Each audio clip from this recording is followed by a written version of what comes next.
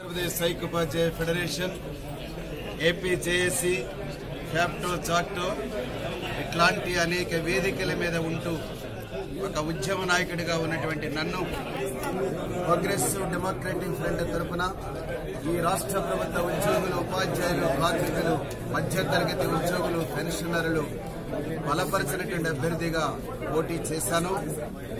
మరి తూర్పు పశ్చిమ గోదావరి జిల్లాలో ఉన్నటువంటి గ్రాడ్యుయేట్ ఓటర్లందరూ కూడా గొప్ప మెజారిటీ తోటి గెలిపించినందుకు గ్రాడ్యుయేట్ ఓటర్లకి ఓట్లు వేయమని చెప్పినటువంటి వాళ్ళందరికీ కూడా హృదయపూర్వకమైనటువంటి ధన్యవాదాలు తెలియజేస్తా ఉన్నాను.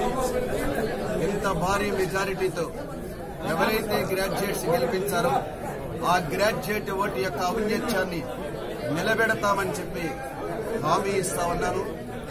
ఇప్పటికే ఉద్యమాలలో పనిచేసినటువంటి మేము దానికి ఒక కొనసాగింపుగా ఈ రాజకీయ జీవితంలోకి వచ్చాం.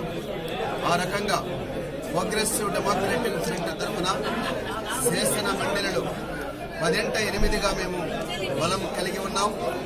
ప్రభుత్వం ప్రజా వ్యతిరేక విధానాలకి చెక్ పెడతాం, వ్యతిరేకిస్తాం. ఆ రకంగా శాసన మండలి వేదిక నుండి ప్రజలకి ప్రయోజనం కలిగించేటువంటి శాసన నిర్మాణ ప్రక్రియలో భాగస్వాములు అవుతాం.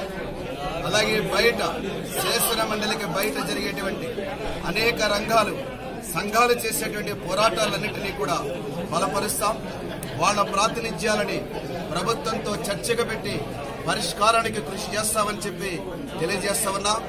ముఖ్యంగా ఖాళీ పోస్టుల భర్తీకి సంబంధించిన విషయం, సిపిఎస్ ఉద్యోగుల విషయం, కాంట్రాక్ట్ కంటిన్యూడ్ అవుట్ సోర్సింగ్ ఉద్యోగులకు సంబంధించినటువంటి కనీస వేతనాలు, కనీసమైనటువంటి చట్టాలకు సంబంధించిన విషయం, అలాగే ప్రైవేటు పాఠశాలల్లో పనిచేసినటువంటి ఉపాధ్యాయులు, అధ్యాపకులు, ఫ్యాకల్టీకి సంబంధించిన విషయం, యువజనులకు సంబంధించి, మహిళలకు సంబంధించి, లేదు పబ్లిక్ స్కూల్ ఎడ్యుకేషన్ సంబంధించి, పబ్లిక్ హెల్త్ సిస్టానికి సంబంధించి, ఈ సమాజం సమస్త జీవన రంగాలకు సంబంధించిన విషయాలన్నింటినీ కూడా శాసన మండలిలో చర్చకు పెడతామని చెప్పి, పరిష్కారానికి కృషి చేస్తామని చెప్పి, ప్రభుత్వంపై ఒత్తిడి తీసుకొస్తామని చెప్పి తెలియజేస్తా ఉన్నాం.